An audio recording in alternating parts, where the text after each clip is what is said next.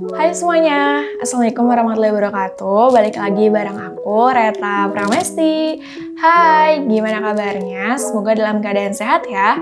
Hari ini aku mau sharing lagi mengenai sesuatu hal yang semoga bermanfaat. Dan ini berkaitan sama finance ya.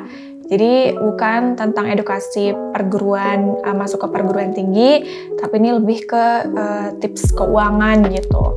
Dan hari ini aku mengambil topik tentang 5 kesalahan investasi bagi pemula yang banyak banget atau sering banget dilakukan gitu ya. Dan gimana sih solusi-solusi terbaiknya ya. So, aku juga bakal sharing tentang cara aku investasi pertama kali, tahunya dari mana, dan berapa sih nominal pertama gitu ya, sampai akhirnya sekarang ya lumayan gitu ya, berkembang terus. Walau memang belum secara optimal, tapi aku terus belajar dan belajar.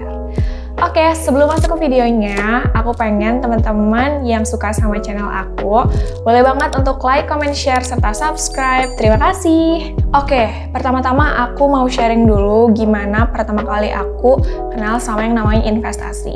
Nah, jadi aku itu backgroundnya dari Fakultas Ekonomi dan Bisnis, kuliahnya ya, di salah satu perguruan tinggi negeri di Jawa Barat, yaitu Universitas Pajajaran. Nah, di sana di semester 3 ya, 3-4, aku tuh belajar tentang manajemen keuangan. Nah, lalu belajar juga manajemen keuangan lanjutan, dan disitulah belajar juga caranya memanage uang kita untuk masa depan ya, yaitu dengan berinvestasi. Nah, jadi kalau misalnya masih ada yang investasi itu titip-titip dana sama orang, itu bukan investasi ya. Karena investasi itu tanggung jawabnya di kita sendiri, karena itu uang kita dan tanggung jawab kita. Oke, singkat cerita, aku tuh menjalani gitu ya mata kuliah manajemen keuangan, dan aku belajar manajemen investasi. Aku disuruh buka rekening saham itu sekitar 200.000. Waktu itu tugasnya itu sekelompok ya, jadi itu ada tugasnya gitu ya di manajemen investasi ini tuh. Tadi kan udah buka rekening, nah aku tuh dikasih challenge sama asisten dosennya, selama 2 minggu bisa nggak nih berkembang gitu kan si uangnya, bukan malah loss.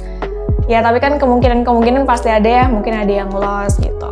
Nah selama 2 minggu itu dikasih challenge buat beli atau jual saham, dan harus ditulis gitu, analisis teknikal dan fundamentalnya. Jadi kalau misalnya beli saham misalnya ya TLKM, itu tuh atas dasar apa? Apakah fundamentalnya atau memang teknikalnya gitu. Tapi waktu itu karena 2 minggu doang, jadi diharapkan itu trading gitu ya. Jadi lebih ke analisis yang bukan fundamental, tapi yang teknikal.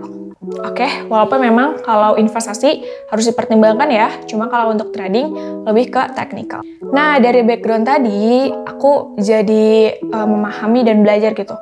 Oh, ternyata penting juga ya untuk berinvestasi, di mana uang-uang yang kita miliki ini nggak sekedar diem aja gitu di situ aja. Misalnya kita tabungin di bank, ya itu misalnya bisa berkembang, tapi kan nggak cepat gitu kan. Nah, kita bisa nih untuk mengembangkan uang kita menjadi sebuah passive income kalau misalnya kita belajar investasi. Salah satunya investasi saham, atau bisa juga reksadana, atau misalnya sekarang tuh yang lagi ngehits banget itu adalah cryptocurrency atau Bitcoin ya. Nah, dan yang paling penting juga investasi itu memperhatikan yang namanya psikologi. Jadi ada psikologi investasi.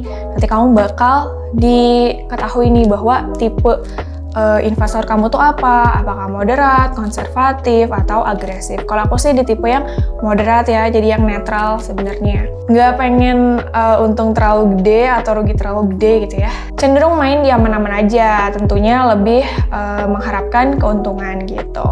Ada satu hal yang benar-benar aku ngerasa emang perlu jadi pembelajaran gitu ya, bagi semuanya dan bagi diri aku, adalah tentang ketamakan. Jadi waktu itu aku lagi trading ya, aku ngerasa saham ini tuh bakal naik terus, emang karena trennya lagi bullish, lagi naik. Nah ternyata itu udah di puncak profitnya gitu kan, jadi itu emang nggak naik lagi, malah jadi turun juga secara signifikan. Nah disitu aku langsung panik kan, langsung panik selling gitu, dan aku jadinya jual di harga loss, jadi harus cut loss. Nah disitu lah gitu ya, psikologinya berarti belum siap juga, padahal kalau misalnya dalam kondisi seperti itu, tenang aja dulu gitu ya. Mungkin aja bisa kita analisis lagi di kemudian hari, beberapa hari ke depan itu bisa naik lagi. Dan setidaknya nggak usah di cut loss ya. Tapi dari situlah gitu ya, aku jadi belajar tentang kita tuh investasi nggak boleh tamak. Kita juga harus tahu gimana sisi-sisi teknikal, misalnya dari berbagai metode yang harus kita pelajari. Jadi jangan sekedar ibaratnya tuh cuma memperkirakan aja, oh iya ini bakal naik segini, bakal turun segini ya, tapi harus ada ilmunya. Nah, adapun 5 kesalahan yang dilakukan sama investor pemula. Yang pertama, misalnya adalah takut rugi atau boncos. Nah, ini juga aku pertama kali hadapi gitu ya di awal-awal investasi. Udah aku takut gitu ya, nanti malah takutnya jadi malah minus, takutnya malah jadi habis uangnya. Padahal dengan berinvestasi kita juga belajar bagaimana untuk memanajemen uang kita dan terus belajar gitu ya. Kalau misalnya kita takut rugi di awal ya kita juga nggak akan berkembang. Jadi mindset itu penting ya, mindset untuk terus berkembang, terus belajar, jangan takut gitu ya. Karena memang resiko selalu ada ya, dalam investasi pasti resiko selalu ada. Bahkan hal apapun di dunia ini yang kita lakukan itu pasti ada resiko. Tapi itulah yang harus kita hadapi, itulah fase menuju kedewasaan. Jadi intinya ya terus belajar aja, kan sekarang juga ilmu banyak banget ya.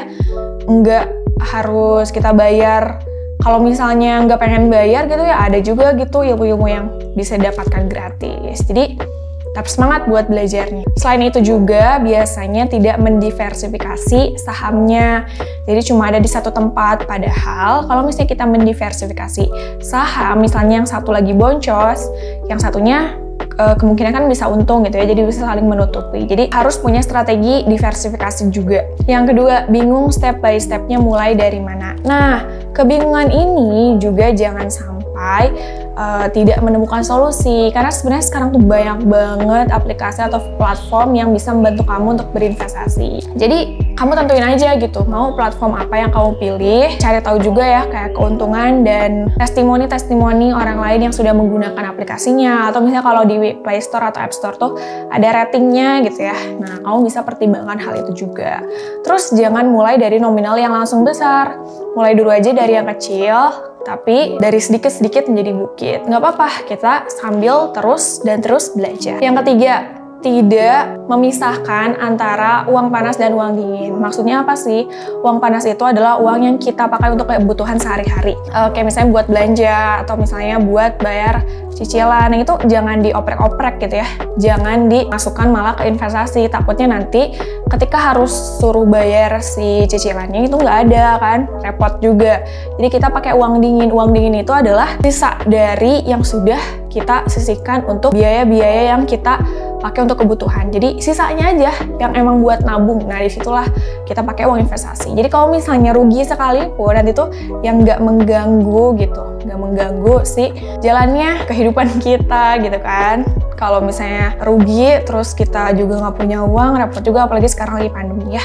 Jadi pintar-pintar untuk memisahkan uang panas dan uang dingin. Yang keempat, bingung baca laporan keuangan dan juga nggak tahu gitu ya ilmunya. Nah, ini masih ada kaitannya sama yang pertama ya. Jadi kebingungan itu ya wajar ya, apalagi kalau misalnya backgroundnya juga awam tentang dunia keuangan ya. Tapi personal finance itu harus kita pelajari karena emang itu penting banget ya bagi kehidupan kita. Padahal dengan membaca laporan keuangan, misalnya tahu nih ternyata si perusahaan itu lagi untung nih dalam beberapa tahun, terus arus kasnya juga memang cenderung aman gitu. Nah, itu tuh bisa menjadi tanda positif kita untuk masuk ke perusahaan tersebut, sahamnya gitu ya, untuk kita beli dan bisa kita investasikan dalam jangka panjang ya.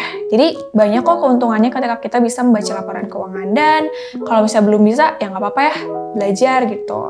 Karena sekarang juga ilmu bisa kita dapatkan dari manapun. Dan yang kelima ini adalah masih suka kena pom-pom gitu ya, nggak tahan buat FOMO, fear of missing out. Jadi kalau misalnya ada orang yang udah sukses banget gitu ya dalam investasi, terus dia memberikan tanda-tanda, misalnya besok ayo kita beli ini karena bakal naik, lalu jualnya di hari ini. Nah, itu tuh jangan langsung ditelan mentah-mentah, karena dengan ikut-ikutan itu nggak membuat kita belajar, malah dengan tadi kita menambah value diri kita dengan ilmu, itulah yang membuat kita belajar. Tapi kalau misalnya FOMO, ikut-ikutan doang, itu malah bikin kita panik ya. Nah, kalau kita ikut-ikutan doang, nggak mempertimbangkan return dan risikonya, nah nanti hati-hati nih ya, langsung terjun payung. Jadi high risk, high return. Kalau misalnya punya resiko tinggi, returnnya kemungkinan tinggi, tapi resikonya juga bakal tinggi ya, kemungkinan lossnya tinggi. Memang harus dipersiapkan gitu ya ilmu-ilmunya. Maka perbanyaklah melakukan riset. Yang paling utama mainnya adalah dari si data keuangannya perusahaan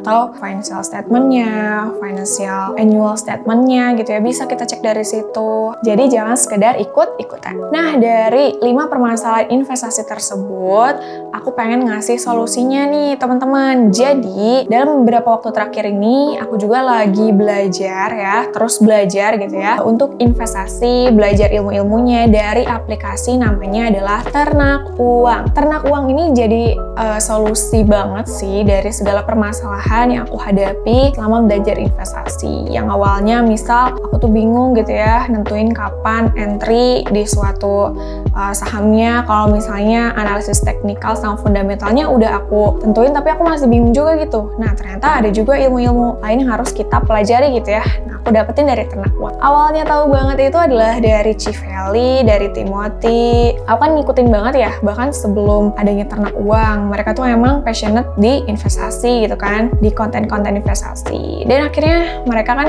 bikin aplikasi Ternak Uang ini. Dan itu benar-benar hebat banget ya, anak Indonesia bisa membuat aplikasi sebagus ini. Dan intinya kan katanya mereka ingin meningkatkan investor muda di Indonesia. Jadi ayo kita bantu juga nih ya untuk bisa mewujudkan harapan mulianya.